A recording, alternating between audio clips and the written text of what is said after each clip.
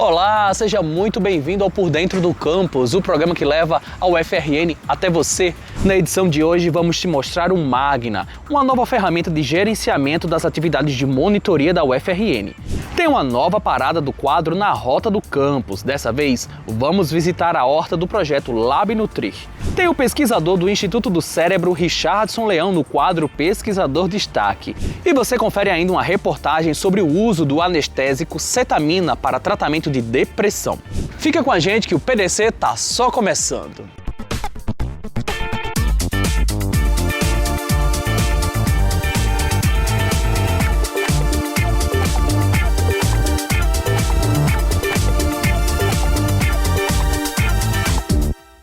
A monitoria é uma das formas de apoio ao ensino mais importantes da UFRN. E agora, uma nova plataforma digital surge com o intuito de acompanhar essas atividades. Nós vamos conhecer o sistema Magna na reportagem de Jussier Lucas. Criado por profissionais da própria Escola de Ciências e Tecnologia, o Magna é um sistema que moderniza e automatiza todo o processo de monitoria. A ferramenta organiza atendimentos, filas, horários, relatórios e até avaliação entre alunos e monitores. Do jeito que ele está desenvolvido hoje, ele serve para divulgar a monitoria. Ele foi feito para ter uma tela que mostra as cabines que, em tempo real dos atendimentos que estão acontecendo. Ele manda um e-mail para todos os alunos vinculados aos projetos de monitoria para chamar esse aluno para conhecer a monitoria, saber que ele tem uma ajuda de melhorar seus rendimentos acadêmicos através da monitoria. A ideia dele é criar uma cultura para que os alunos de uma unidade, quando pensar em monitoria, eles acessem o Magna e vejam quais as monitorias que ele tem. Se é presencial, onde, qual é o espaço físico, se é online, se vai acontecer no Meet, no Discord. A criação do sistema surgiu na necessidade de reduzir o trabalho manual e tornar a gestão da monitoria mais eficaz. O Magna já está em uso desde o semestre de 2024.1 e foi desenvolvido de forma autônoma, utilizando a base de dados do SIGA-A. Desde o início da escola que nós tivemos, e temos os projetos de monitoria. Só que de 2011, mais ou menos, até 2019, ele era gerenciado através de um site que foi projetado pelo professor Rex, que foi nosso diretor, e ele tinha a visão assim, bem limitada. Ele era só para a gente conseguir reservar cabines. Só que o sistema de monitoria ele precisa de muito mais do que isso. Não é só a organização da sala, mas é observar todo o processo que está em volta desses projetos de ensino, né?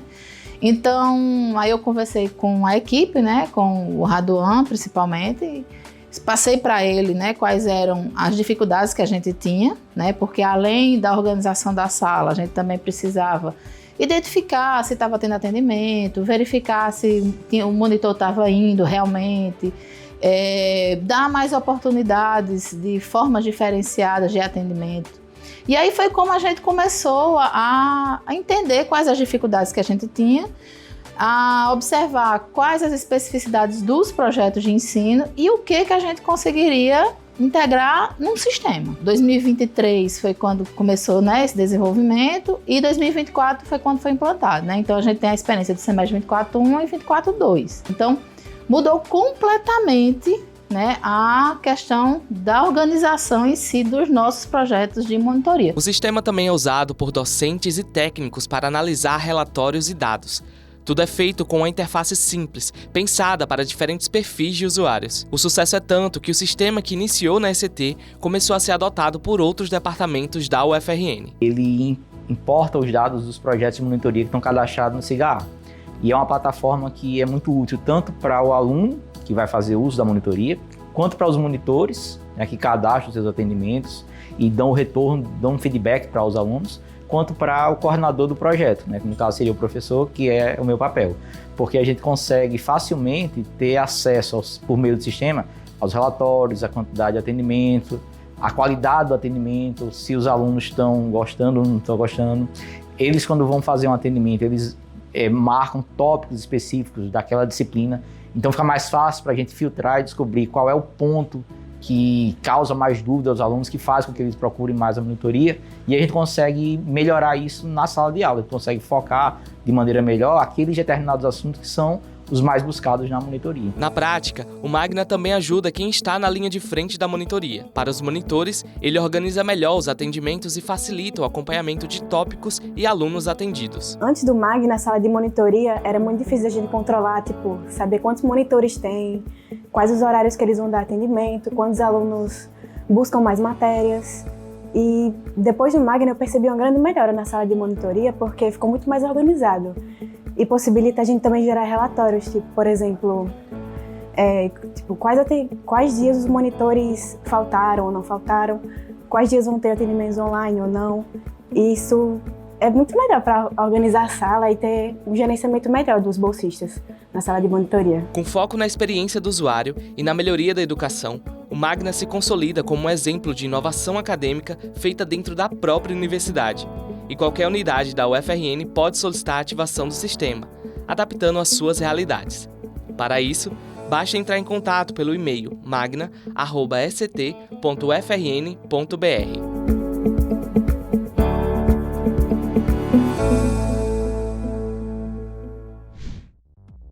E chegou a hora do quadro Na Rota do Campus. A repórter Malu Machado já está a postos para levar você a mais uma parada pela UFRN. E dessa vez é no Laboratório Horta Comunitária Nutrir. Já imaginou como seria um laboratório ao ar livre? Um lugar onde a galera se junta para criar soluções inovadoras e sustentáveis, pensando em um futuro mais justo? Esse lugar existe e é aqui, na nossa UFRN. É por isso que estamos aqui, no Departamento de Nutrição, para conhecer a horta comunitária do projeto Lab Nutrir. Então vem comigo que chegou a hora de entrar na Rota do Campus.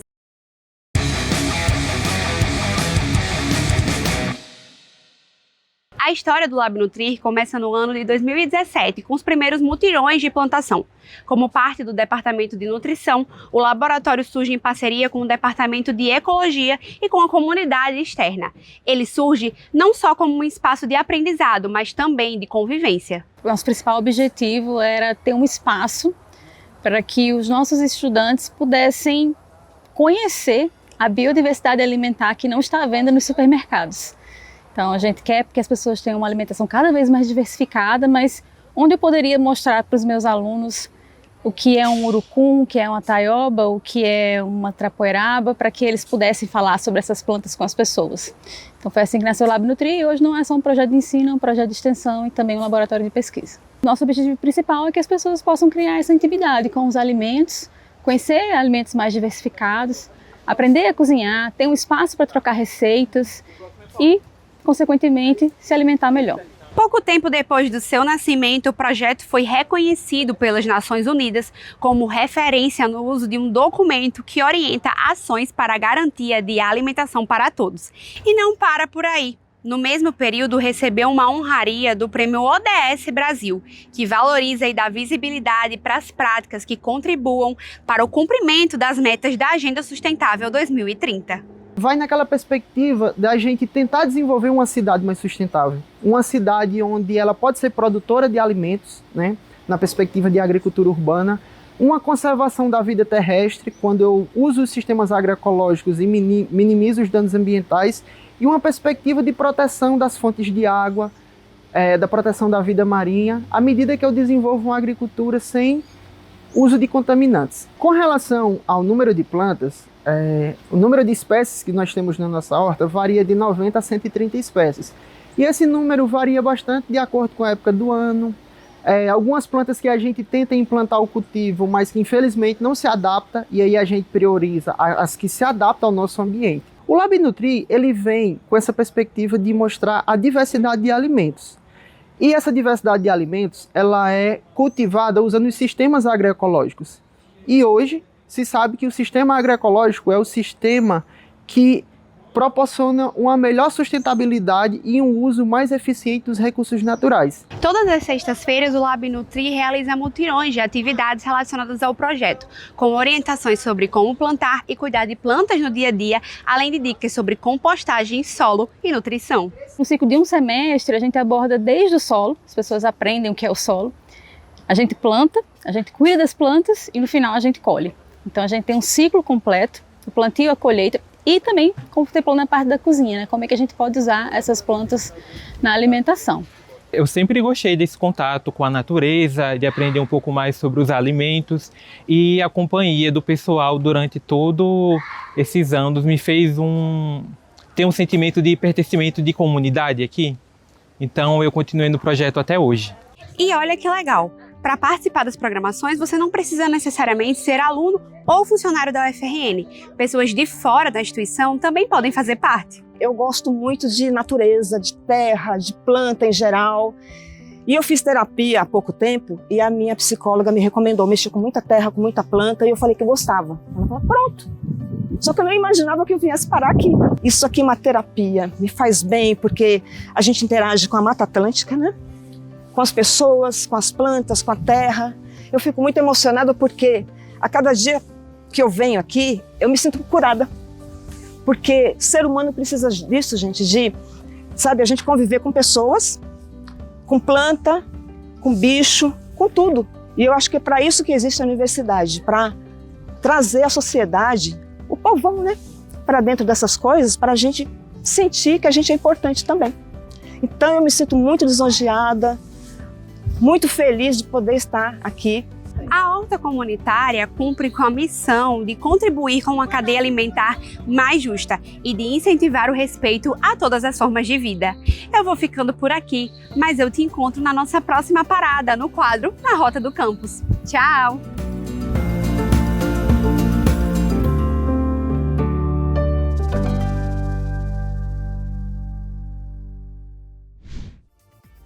Agora a gente vai para um rápido intervalo, mas não sai daí. Na volta tem o quadro Pesquisador Destaque, dessa vez com o neurocientista Richardson Leão. E tem ainda uma reportagem sobre o uso do anestésico cetamina no tratamento de depressão. É daqui a pouco, até já!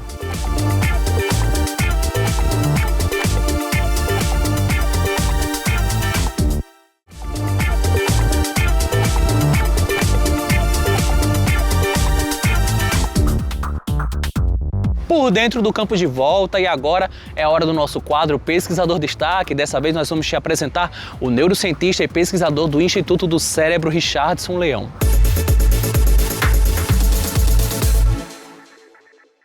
Meu nome é Richardson Leão, eu lidero o Laboratório de Neurodinâmica do Instituto do Cérebro, e o nosso interesse aqui é entender a linguagem cerebral através de sinais elétricos.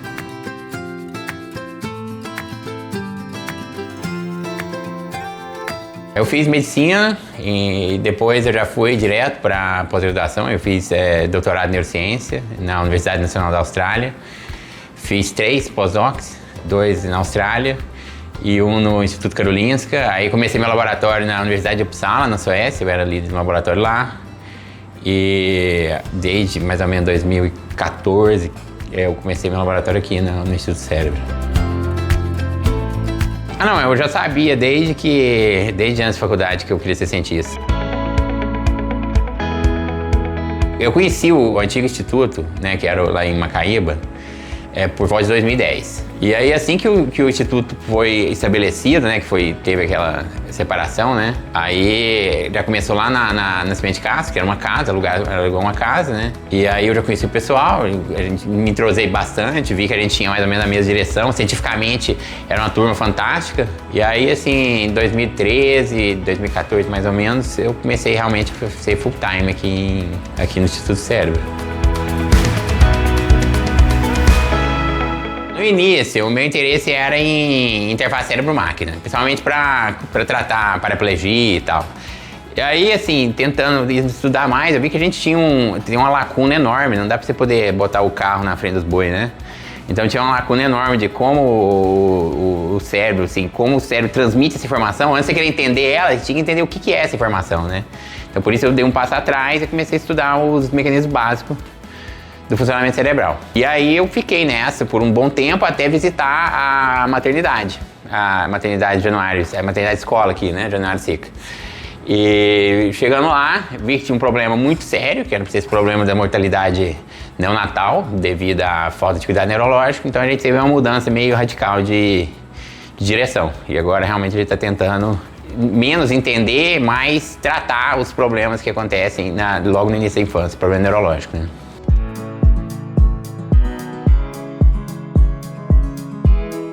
Numa visita lá na maternidade, eu vi que tinha um problema mais sério. E como a gente sempre criou nossas próprias ferramentas, a gente tem uma capacidade de criação de eletrônica, de software, de hardware, bastante avançada nesse laboratório. A gente praticamente desenha todo o equipamento que a gente usa. Tudo que a gente faz, a gente consegue fazer. Todo equipamento que a gente usa, a gente consegue construir igual. Tirando um monitor de computador, de celular, não, mas o equipamento básico a gente realmente tem capacidade de fazer. Então eu pensei, não, vamos tentar usar esse conhecimento e ser aplicado em algo mais urgente, que no caso é a neurologia neonatal. Para poder criar soluções que são rápidas, a gente viu o que a medicina diz que é, por exemplo, vamos criar um aparelho. O que é um aparelho seguro? Então, a partir de saber o que é um aparelho seguro para a medicina, a gente fez uma engenharia reversa e criou o aparelho seguro já pronto, para ele não ter problema, por exemplo, quando a gente precisar de validar na Anvisa e coisa do tipo. Então, a gente já desenvolveu uma boa parte da eletrônica, a parte de monitoramento total. A ideia é monitorar o bebê inteiro e de um jeito que isso não afeta o cotidiano de quem trabalha na UTI. A gente não quer criar um monte de aparelho que a pessoa vai ter que ficar treinando 1 ano para usar e que depois vai atrapalhar e vai acabar, sabe, você tampa um buraco abrindo outro. A gente já desenvolveu desenvolvemos um sistema que chama espectroscopia de infravermelho próximo, que lê a perfusão sanguínea no córtex cerebral. Estamos desenvolvendo uma câmera inteligente, que ela pega os movimentos do bebê, reflexos, se o bebê tá mamando, não tá mamando, sem gravar o vídeo, que justamente assim é para a parte de privacidade, né? Essa parte de proteção de dados não vai ter problema, porque não tem o vídeo, vai ter só os pontos de referência. E isso tudo é integrado. Então assim, se o bebê tem um sangramento ou uma epilepsia, vou conseguir diferenciar, porque eu não vou ter só o eletro. O eletrocefalograma dos dois pode ser muito parecido, mas no sangramento, por exemplo, o bebê tem uma perda de tônus, ele relaxa. Enquanto na epilepsia ele tem um aumento de tônus. Como eu estou gravando os movimentos, eu sei que aquele sinal elétrico agora ele pode ser sangramento, pode ser epilepsia. E o tratamento é totalmente diferente. Enquanto um você dá um antiepilético, o outro você esfria o bebê. A gente aqui, assim, todos os meus colegas de trabalho aqui parece... Eu chamo isso aqui de Woodstock, sabe? É tudo... Qualquer laboratório que eu quiser entrar, eu entro. De final de semana a gente só sai junto. Tudo, sabe? É uma coisa muito unida, assim, a gente se ajuda muito. E eu acho que o mais importante aqui são as pessoas. E agora o prédio, né? O prédio está fantástico, né? Antes a gente trabalhava numa casa, inclusive meu laboratório era um banheiro, e eu te falar a verdade, foi os melhores registros de cérebro que eu fiz, era no banheiro, porque o chão era muito estável. Então, mas assim, eu acho que aqui realmente as pessoas.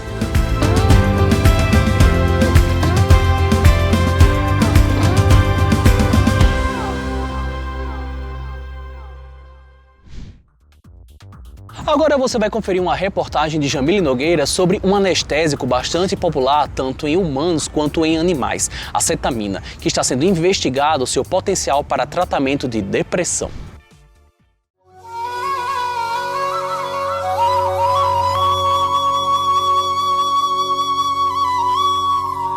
A cetamina é uma substância anestésica já de uso muito comum na medicina veterinária, mas que também nos últimos 20 anos tem se mostrado como uma substância antidepressiva, com potencial antidepressivo. A cetamina é um anestésico, só que apesar de ser anestésico, quando ela é administrada em doses subanestésicas, ela causa o que a gente chama de efeito dissociativo. A dissociação é um dos efeitos dentro do que a gente chama de efeitos psicodélicos.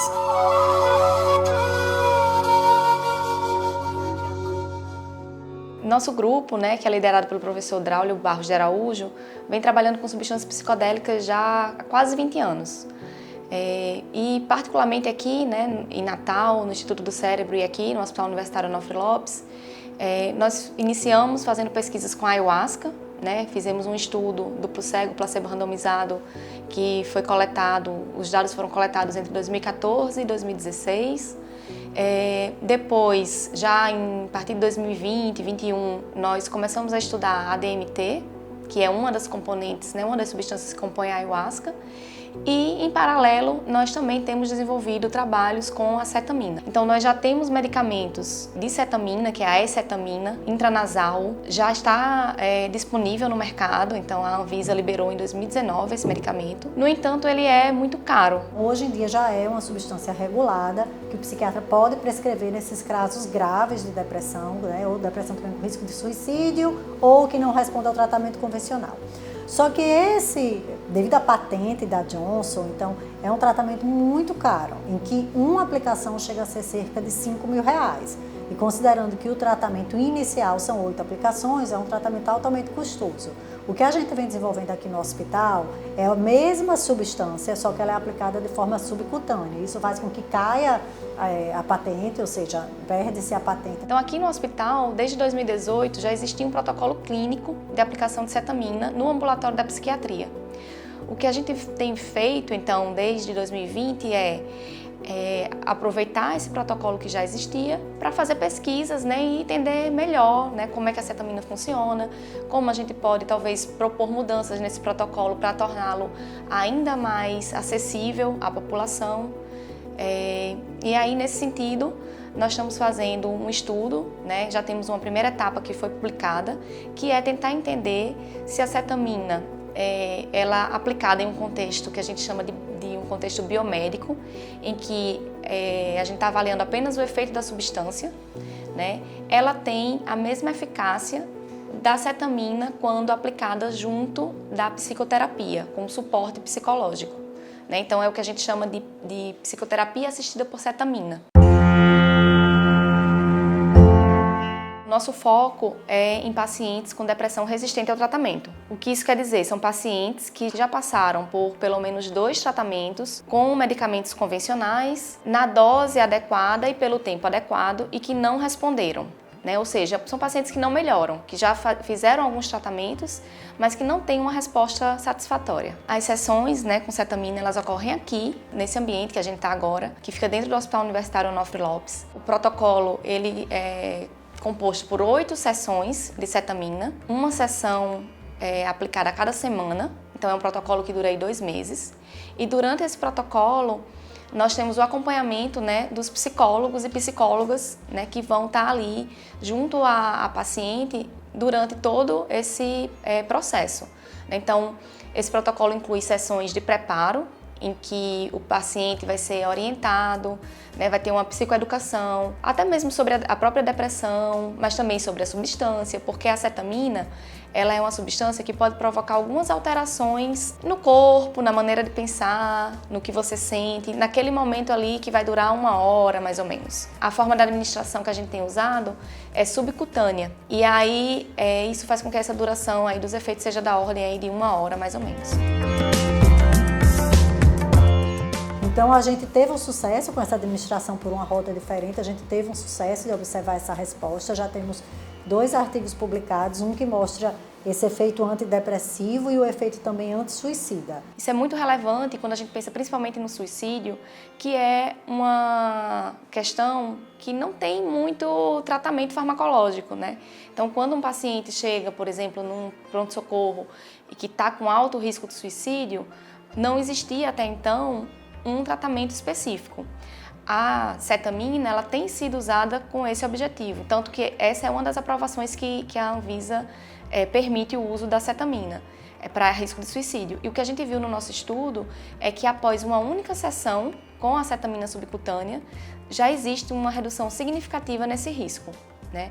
Além disso, o que a gente também percebeu nesse estudo é que essas mudanças elas foram sustentadas até 6 meses. Além dos estudos com a cetamina, as pesquisas com psicodélicos de saúde mental rendem reconhecimento e premiações. As pesquisadoras foram laureadas no Prêmio CAPES 2024, consagrando-as pela contribuição de impacto em diferentes áreas do conhecimento. O prêmio, naturalmente, ele é fruto, né, de todo esse trabalho. Foi um prêmio muito importante porque ele foi dado dentro da área médica. E se a gente imagina dentro da área médica tão ampla que a gente tem desde doença infecciosa, genética, metabólica, a gente ter essa premiação voltada para a saúde mental e principalmente para a utilização de substâncias psicodélicas no tratamento dessas psicopatologias de resistentes, mostra como esse campo realmente está sendo...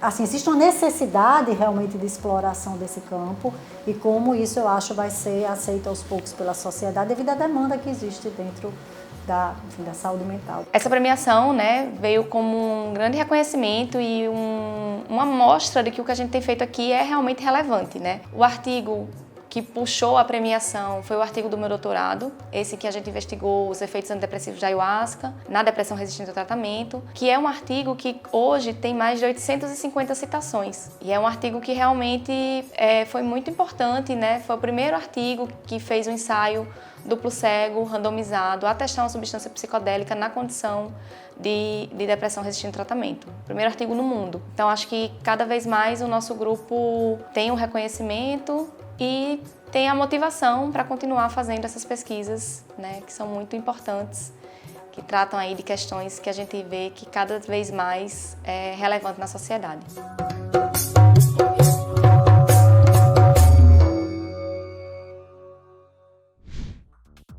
No programa de hoje, você descobriu o Magna, uma nova ferramenta de gerenciamento das atividades de monitoria da UFRN. Fez uma nova parada no quadro Na Rota do Campus. Dessa vez, a visita foi na horta do projeto Lab Nutrir. Conheceu o pesquisador do Instituto do Cérebro, Richardson Leão, no quadro Pesquisador Destaque. E conferiu ainda uma reportagem sobre o uso do anestésico cetamina para tratamento de depressão. O programa de hoje vai ficando por aqui, mas a gente se vê novamente no PDC da semana que vem. Esse é o Por Dentro do Campus, levando tudo o que acontece aqui na UFRN em ensino, pesquisa e extensão até você, toda quinta às 18 horas, com reapresentação na sexta às 3h30 da tarde. Mas até lá, você pode acessar o nosso canal no YouTube, TVURN, na playlist do Por Dentro do Campus, o PDC, e conferir os nossos programas passados. Aproveite também para acessar o nosso Instagram, @pdc.ufrn. Até mais!